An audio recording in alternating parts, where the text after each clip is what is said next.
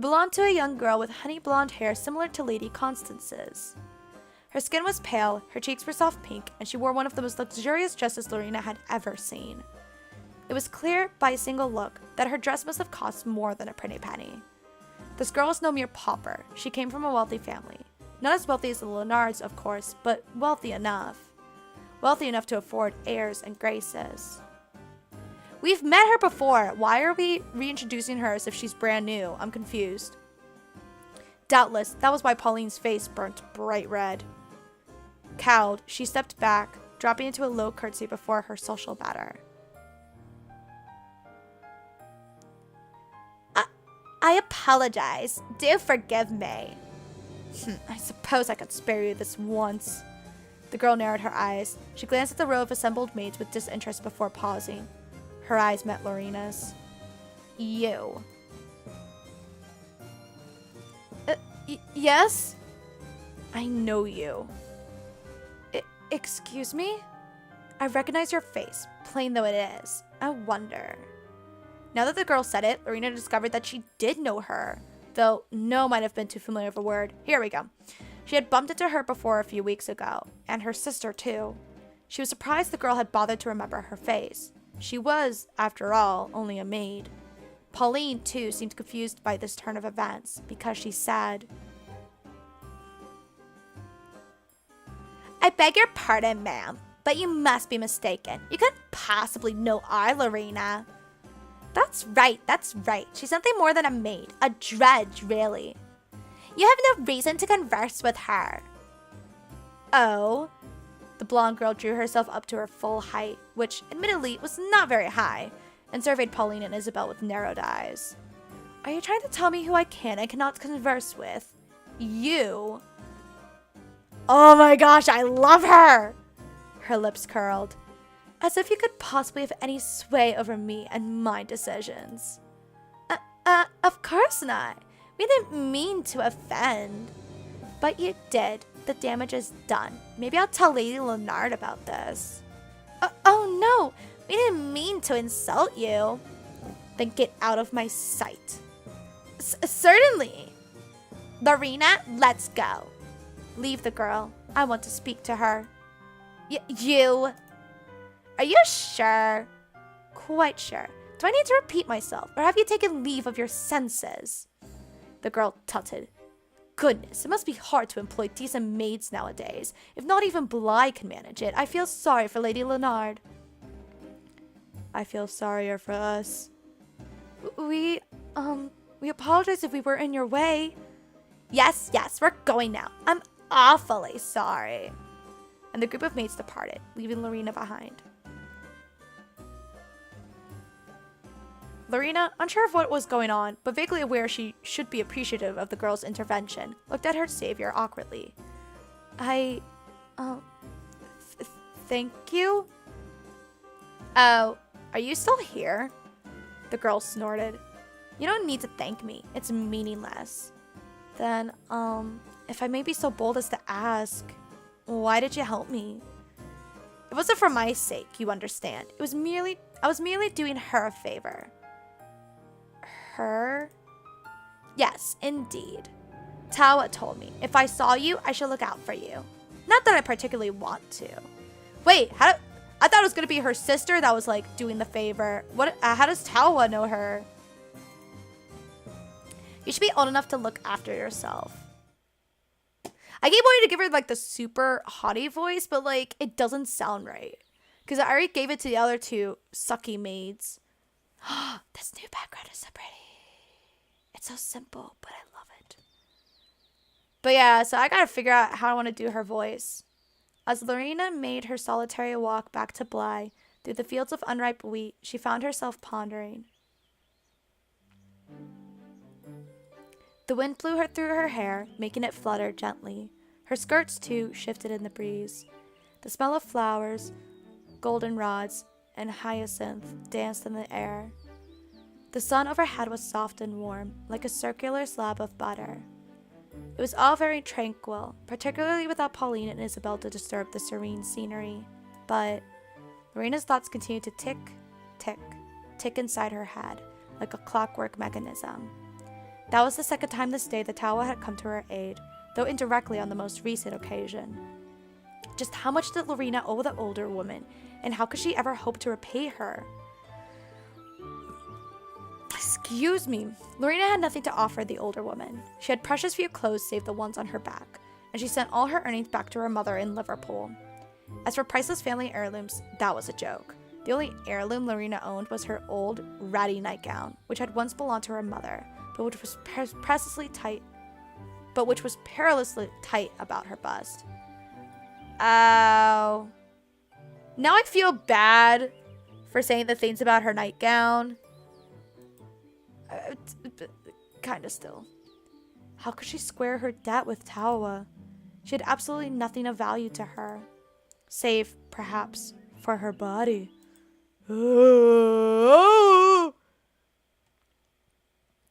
If Tawa had come to Lorena's aid twice that day, she was unable to do so that night. It was around 11 o'clock, and the maids were all in their night clothes. Their duties for the day had ended, and Lorena was curled up beneath her covers when, all of a sudden, a voice called out to her from the gloom. I'm scared. Is something bad going to happen? Lorena, can I have a quick word? But, knowing Pauline, it wouldn't be quick at all. I'm scared. I don't want anything bad to happen. Lorena remained silent. Maybe if she was silent, Pauline would think she was asleep. But it wasn't to be. Excuse me, Lorena, are you deaf? She would remain silent. If she was silent, Pauline couldn't. Ow! Lorena whimpered. All of a sudden, a sharp burst of pain spiked through her right earlobe. Pauline was pinching her ear between her thumb and forefinger. Her fingernails dug into Lorena's flesh. It hurt. Wake up, sleepyhead. Rise and shine. I'm up. Just stop doing that, will you? Lorena pulled herself into a sitting position and glared at Pauline. The glare wasn't as powerful as she had hoped. Much of its effect was lost amongst the darkness of the room, and, in any case, Lorena was too tired to glare properly. What do you want? Nothing in particular. Then why are you bothering me? I just feel a bit restless, that's all. Then you haven't been working hard enough. Lorena herself was so tired she could have fallen asleep standing up. Even now, with the residual pain about her earlobe, she could feel herself slipping softly into the worlds of dreams. Maybe you have a point. But the unpleasant smirk on Pauline's face kept Lorena's attention. I was supposed to bolt all the windows and draw the curtains on the ground floor hallway, but silly me, I quite forgot. Again, are you kidding me? If she was the one that's supposed to do it, she is the one that should be getting in trouble. I don't understand. You've been rather forgetful today. I know, it's terrible. That's what happens when you get old. You legit don't look old. Oops, I almost pressed buttons. Perhaps you should go and close them. I know I should, but you're younger than me, Lorena. A late night or two won't bother you at your age. Only I can decide what bothers me and what doesn't. Oh, so I take this. Pain flared in Lorena's right earlobe once more. Doesn't bother you, does it? Ow, ow, ow. Lorena whimpered, her eyes beaded with tears. Pauline didn't just have a face like a horse. She was as strong as a horse, too. Come now, don't exaggerate. Like you said, only you can decide what bothers you and what doesn't. But it what? It hurts. Oh, it does? Well, that's too bad. Pauline drew a little closer to Lorena, but her grip about the younger maid's ear didn't lessen. If anything, it got even stronger. You know what hurts me, Lorena? What? When you try and make me look like a fool in public. You, a girl who should, by all rights, be shamed and derided by the entire village for being a whore. I'm not. You can protest all you want, but I know the truth. Everyone does. Pauline's fingernails gouged Lorena's skin. Lorena's ear was being twisted most uncomfortably, so it crumpled beneath the pressure. You probably thought you were quite clever earlier, but I have news for you. Another twist. You're not clever, little Miss Wah. You're not clever at all, and I'm going to prove it to you. You thought you could laugh at me? Well, we'll see about that. We'll see. Pauline finally drew her fingers away. The excruciating pressure about her ear lessened, and Lorena found herself gasping in relief. She had no idea a mere pinch could hurt so much, but there was nothing mere about Pauline's manhandling. She was downright vicious. Now, are you going to be a good Lorena, or do you want me to educate you even further?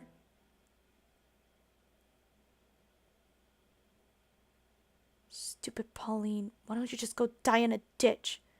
I don't want to say that. I swear to goodness. Lorena blaspheming, was a grave sin, but she couldn't bring herself to care. It was a chilly night. The young girl shivered as she walked down the darkened hallway. It felt like even the air itself was trying to tease her. It snaked unpleasantly down the back of her neck and crept up her thighs. Again, I don't understand. Like, okay, she got physically violent, but there were other maids in that room. Well, I guess none of them would stand up for her. Frick! Like, this sucks. I'm mad. It doesn't make sense. It's just also very...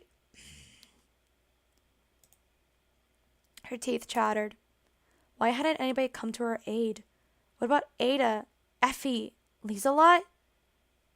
But Ada was never really reliable in a crisis. Effie spoke once every blue moon, and Lieselot had already been fast asleep. When Lieselot slept, nothing, not tempest, storm, or wind, could awaken her. Truly, she slumbered like a princess. It must have been nice, being so relaxed. Why is no one catching Pauline not doing her job? Why is no one catching her doing this? Literally, she should be in trouble, and none of this would be a problem. Marina glanced out the windows at the rose garden. She could see, though dimly, the numerous rose bushes illuminated beneath the glow of the full moon. The moon was so round and full, it reminded Lorena of a single, perfect pearl set in a lady's earlobe. Or else, perhaps, a crystal ball. It looked just as it had on that fateful night when Lorena had arrived at Blythe's gates. What would have happened, she pondered, if she had taken her bag with the dented corner and gone elsewhere? But that was nothing more than baseless fancy. She would never know. This was the path Lorena had chosen. She couldn't turn back now, no matter how infested with thorns or nettles it was. She had to keep going. That was what her mother would have told her. That was what her mother had told her in her last letter. Just do your best. That's all anyone can ask. Lorena's mother had always been a sensible woman. For that, Lorena was thankful. Silly. The unmaid chastised herself under her breath. Why was she getting so sentimental? Now was not the time. Lorena yawned. Tears beaded in her eyes. She hadn't realized just how tired she was. Stupid Pauline, I'll make you pay. You mark my words. I'll put pigeon droppings in your tea. Mumbling darkly to herself, Lorena reached forward to check the bolt on the window when she froze. There was something outside, something moving. It could have been a fox or a badger, but it walked on two legs as a human did. Lorena could see its face, so she didn't know whether it had eyes, but its hair was long and it wore a lacy nightgown. A ghost? Lieselot's ghost? Could it be? Is it going to be Tawa? I've been thinking it was Tawa, but that's just me being silly. Or no, I was also thinking it was Lady Constance, but we'll see. Lorena pressed her hand again. Oh yeah, I was thinking it was Lady Constance because Lieselot said it was like a girl child. Like it was a child that was a girl. Lorena pressed her hand against her mouth. She had to bite her knuckles to stop herself from gasping. She didn't want to wake anybody. But what was the correct procedure in this fantastical situation? What would Estelle Wood have done? Was there anything written in the practical housekeeping? Gosh dang it. Practical housekeeping guide about fending off phantoms? Surely there must have been. It seemed inconceivable that there wasn't. The guide, Miss Smith's pride and joy, was over 500 pages in size, dang, and included, amongst other things, tips on how to humanely dispose of slugs, how to dust the candelabra, and how to lay a table correctly if, horror of horrors, there were no soup spoons available. Lorena didn't know Estelle Wood's practical housekeeping guide back to front and inside out like Miss Smith did. What was she going to do? The moon outside shone upon the haunting figure, so it glowed. Upon closer inspection, Lorena realized it was a young girl. A young girl with pale hair. Pale skin, too. No more than a child. Now, what business did a child have amongst the rose gardens of Bly in the middle of the night? It had to have been a ghost, a spirit, an apparition. There was no other explanation. At least, that was what the anxious, panic-stricken part of Lorena's mind said. The more cogent, rational part, which sounded a good deal like her mother, had a different opinion. Don't be ridiculous. There's no such thing as ghosts. Such was the mantra Lorena repeated under her breath as she tried to steady her breathing. There's no such thing as ghosts. There's no such things as ghosts. There's no such thing. And, as though it were a miracle ordained by God upon high. Oh.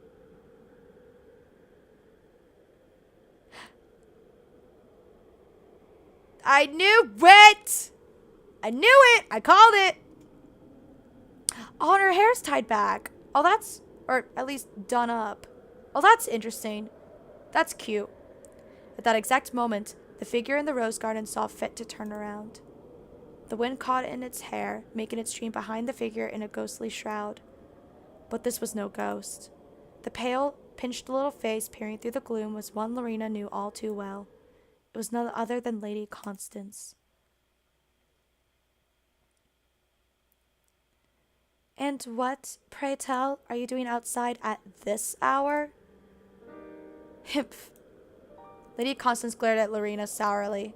She looked remarkably composed for one who had been skulking about in the shadows at the dead of night. She wasn't even shaking. How in the world could that be? It was bitterly cold, and Lorena shivered despite her maid's garments. Maybe Lady Constance wasn't a human girl after all, but a malevolent spirit. That would explain a thing or two. I believe I already told you, maid. I have no obligation to inform you of my comings and goings. You don't, that is true, but it's so late. Good girls should be tucked up in their beds, not wandering about gone to the stroke of midnight. And who said I was a good girl? An excellent point. Nobody thinks I'm a good girl. Mr. Lester hates me. So does Miss Smith. Even the stable boy hates me. You did tell him he should get kicked in the head by a horse. And he should. He deserves it for always calling me a sauce box behind my back and thinking I can't hear. I do have ears. Still, being kicked by a horse is a little... And he's not the only one. The cook hates me. The maids hate me. Miss Amy hates me too, though she pretends she doesn't. That annoys me the most of all. Whether everyone hates you or not is immaterial. Sorry. Come in the house with me or you'll catch your death of cold. And I imagine you'd be very happy about that, wouldn't you? What I think is neither here nor there. I'm only a maid. Well, at least you don't fawn and simper over me. I suppose that's one thing to be thankful for. Oh, I'm gonna be sad, aren't I? I'm gonna be sad. With all due respect, it's much too cold to fawn and simper. I feel like my fingers are going to fall off. Maybe I misjudged you. You're not so bad after all, maid. Oh, I still think she's a brat, but her face is cute right now. And you're very bit as bad as I've always thought. I know, I'm a bad girl. I already said that. Lady Constance frowned, digging the tip of her shoe into the earth. At least she had had the good sense to wear shoes. Padding about barefoot was the fastest way to inflame the lungs. Huh? Oh, right. They kind of believed in weird medicine and illness and stuff back then. That was a mantra Lorena's mother lived by. Though the Wa's were too poor to always afford food, Lorena's mother always ensured her girls were well shod. But I'm not trying to make your life difficult. Not now, at least. Then why are you out in the garden at such an ungodly time? Was she trying to make a contract with the devil? Lorena wouldn't put it past this changeling child. I heard a noise outside my bedroom window. I went to investigate. A noise? It sounded like a cat. You went outside in this weather to search for a cat? Is there a problem with that? It doesn't seem very sensible. Well, I happen to like cats. I've seen a charming black cat wandering around the grounds lately, but he doesn't let me pet him. He runs away when I get too close. He must have been a smart cat then. Even felines knew Lady Constance was not to be crossed. I was wondering if the cat could hear what the same... Wow. I was wondering if the cat I could hear was the same one I've seen lately. That's all. Have you looked for him in the night before? 1 or 2 times, yes. Ah, so that solved the mystery. That mystery. You know, you gave some of the maids quite a scare. That's nothing new. They were under the impression Bly was being haunted by a ghost. A ghost? Lady Constance snorted. Only uneducated fools set much store by ghosts. People are far more frightening. Florina? Wow. Wow, why did I say Florina? I can't... Oops.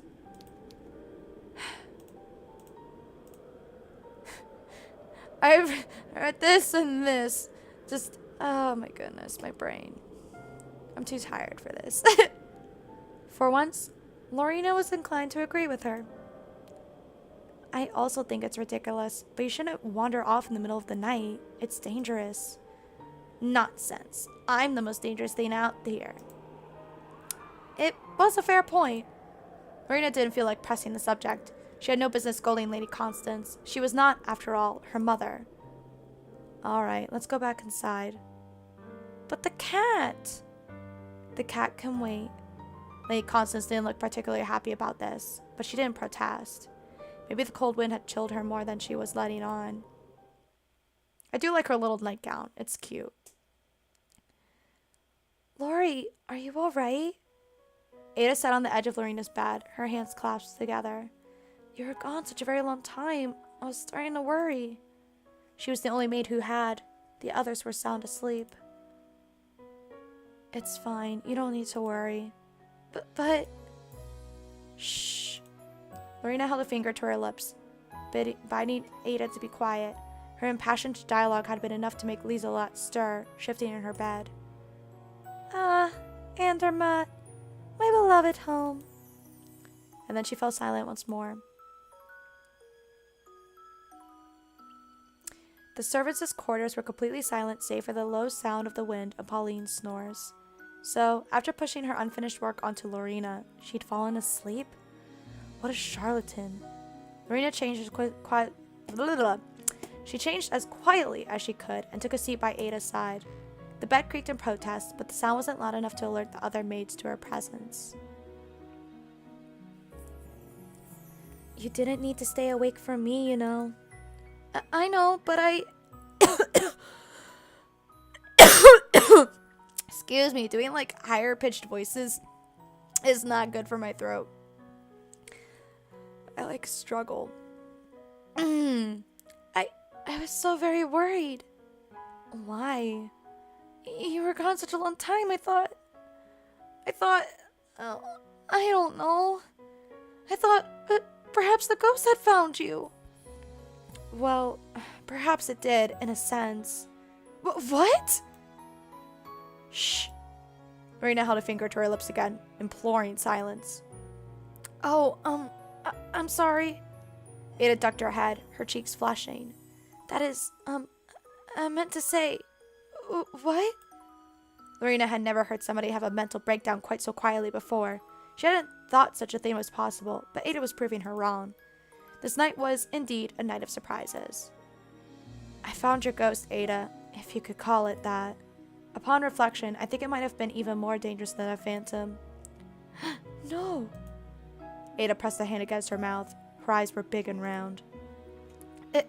It wasn't a demon, was it? Some would label her as such, but I prefer to call her Lady Constance. Huh? Lady Constance. The one and only. But what was Lady Constance doing outside? Searching for her manners, perhaps? Well, I hope she found them. I wouldn't count on it.